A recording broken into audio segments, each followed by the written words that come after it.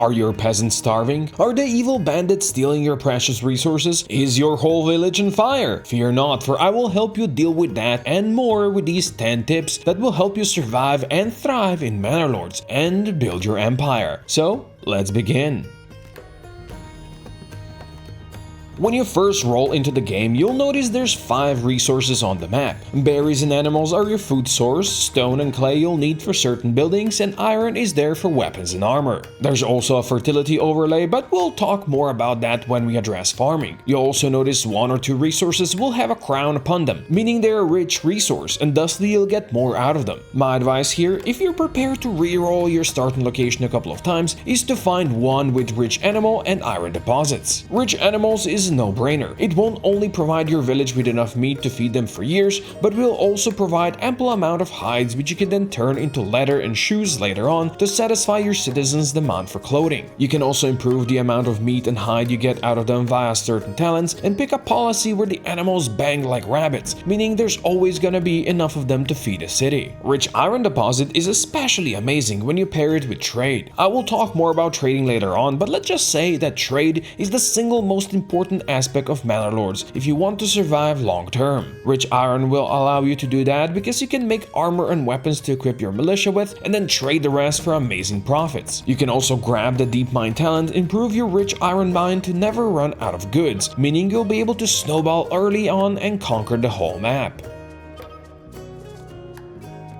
When you begin, the game will instantly remind you that your people are homeless. This is fine. In fact, housing for them should not be your first priority. They're only peasants after all. You only start with a certain amount of logs, and if you use them all to build houses for your people, you won't have enough to build a logging camp and thusly no way to get more logs, meaning you'll have no choice but to restart the game. I advise you plop down either a gathering hut or a hunting camp first to bring in extra food. Then you'll want to build a granary and a storehouse next, because resources left outside will rot away pretty fast, especially if bad weather hits. Employ your people to work in those places, then focus on a lumber camp, and only after that one is built, start thinking about housing. Also, always leave one family unemployed, because they'll be your ox operators and constructors. As soon as your houses are built, you'll notice you can build backyard upgrades to them that cost money and resources. Alas, you only start with meager regional wealth, so spending all of that on 2 chicken coops is not really worth it. But when you get your first extra money in, and we'll talk about some easy cash later on, chicken coops are actually amazing food source. In my 10-year challenge run, which you can watch later, my biggest food source in my capital was actually eggs. You can also plant veggies, although I find they are more work intensive and don't provide that much food, but if you do plant them, make sure the backyards are big or long. As a tip here, as soon as you upgrade your house to level 2, you'll be able to specialize its residents into artisans, and building a Fletcher early on is an extremely good way to make money via trade and gives you the ability to recruit an archer militia squad. Starks were right, the winter is coming and you'll want to prepare for it. If you were relying mostly on berries for your food source so far, make sure you have a hunting camp set up. Berries will stop growing in winter and won't come back until spring, so you'll want to stockpile enough food to keep you going. You also need extra firewood ready because houses will burn at double time during the cold months, but keep in mind here you don't need to build a cutter right away because people don't actually use any firewood until you build them housing, so make sure you build everything we spoke of in the build queue section first, and only when you build your first few houses focus on firewood production. If you have rich iron on your map and you're going for the deep mine talent, you'll also be grabbing the charcoal burner along the way, which can be a great way to keep large cities warm through winters. You'll notice that you start with a free ox, and soon you'll learn that without an ox you can't move any logs around, meaning you can't build. So one of your first money spenders should be to buy an extra ox. You can upgrade your already existing hitching post with a couple of planks to house your second work animal, or you can just build another hitching post. Why is it so important to have more oxen? They'll speed up the building process, helping your village get bigger faster. You can assign them to workplaces like a logging camp or a farm if you have the heavy plow upgrade. Also, raiders can and will kill your oxen, so having more of them will help you with rebuilding your burned out husk of village. There are also horses and mules, but more about those later. I'll just say it now, farming is not worth it. Okay, I lie, it can be worth it with the right talents. One of the biggest mistakes you can make is to build a farmhouse and a couple of fields early on and expect it will provide you with food. No, it won't. As in real life, farming is hard work, and since this isn't every German's favorite game, your peasants don't have any modern machinery to speed it along. You'll soon notice that fertility mostly sucks, and if you grow the same crop on the same field, it will go down every year, meaning it will produce way less, and you'll have to use crop rotation and keep the fields fallow to help them recover. Also, farming in Manor Lords requires a lot of families working in the fields, especially if you don't have the oxen do the plowing for you. That being said, if you want to rely on farming as your food source, I highly recommend speccing into rye. Its fertility requirements are much lower, meaning you'll get plenty of grain into your farm that you can then turn into flour and eventually into bread. But don't focus on farming for your first couple of years. Meat, eggs, and berries will keep your town fed long enough.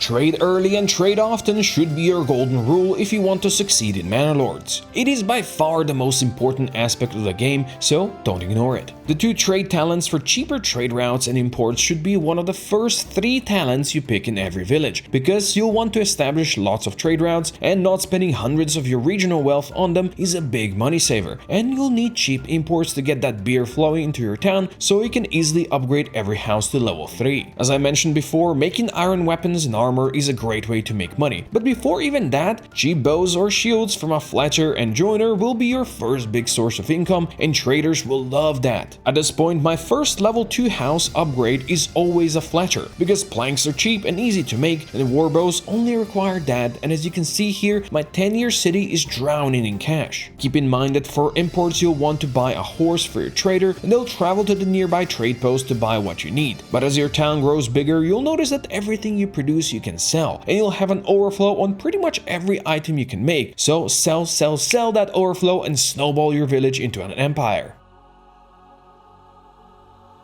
When you claim your first extra village, you'll notice your resources don't carry over. In fact, you need to start every new village from scratch, but then you notice there's this thing called barter that you can use between your towns. You'll need mules to help carry over the goods, but bartering can be a great way to help a certain village along with their food or resource needs. Alas, you'll soon notice that when you actually try trading town to town, there's a hitch. You need to actually barter. You need to send something to receive something in return. You can't use your mega capital to fuel your little peasant village, so keep that in mind before you settle a new province, thinking you can just boost it using your existing towns. This is where specializing each town into a certain talent build helps a lot. Rich iron ore? Go for deep mine and produce all the weapons and armor. Lots of clay? Export clay tiles. Amazing fertility? Turn the village into a farmland. Use each province's natural resources to establish a lively bartering community, and your empire will flourish. Very soon you'll see bandit camps popping up on the map, stealing your precious resources. Don't be afraid of them, they're actually a great source of income. As soon as you build your first 5 houses and a storehouse, you'll receive a weapon delivery, allowing you to establish your first militia unit. You won't have enough recruits right away to fill the squad, but as soon as you have at least 16 men ready to hold a spear and a shield, you're set. When bandit camps spawn, they'll have 16 brigands defending the place. Your 16 peasants are enough to crush them without losing any men, so go out there, kill the bandits, and then loot their camp. You'll get hundreds of regional wealth from it, or a bit less if you want it for your own personal treasury, and that will help you snowball even faster. And after you build a manor, your half stack of 12 retinue heavies will easily deal with the brigands, leaving your peasants free to work the fields instead of going to war.